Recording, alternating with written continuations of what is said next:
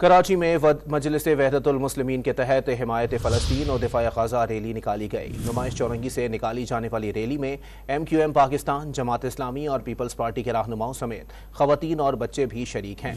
Rally का इख्तिताम अमरीकी consulate पर होगा।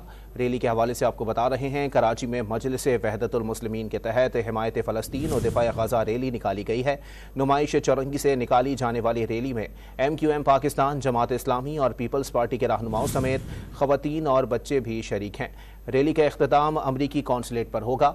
रैली के हवाले से मज़ीद तफ़सीलात जानते हैं डॉन न्यूज़ के नुमाइंदे इमरान अहद खान से। जी इमरान, बताइएगा रैली कहाँ तक पहुँची है और उसमें कौन कौन शरीक है? देखिए बिल्कुल कराची मजलिस वहदत मुस्लिमीन की रैली है जो मुख्तलिफ रास्तों से होते हुए अमेरिकन एम्बेसी के करीब पहुंची, जहां पर मुकम्मल तौर पे अमेरिकन एम्बेसी जाने वाले रास्तों में कंटेनर लगाए हुए थे।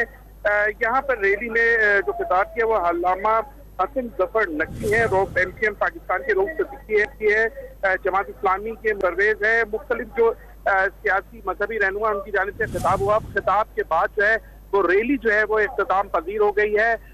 पुरअमन रैली जो है वो अब अपने जो यहाँ पर अल्लामा थे उनकी जानिब से जो खिताब हुआ उसके बाद उनको कहा गया कि वो पुरअमन तरीके से अपने अपने घरों को लौट जाएं।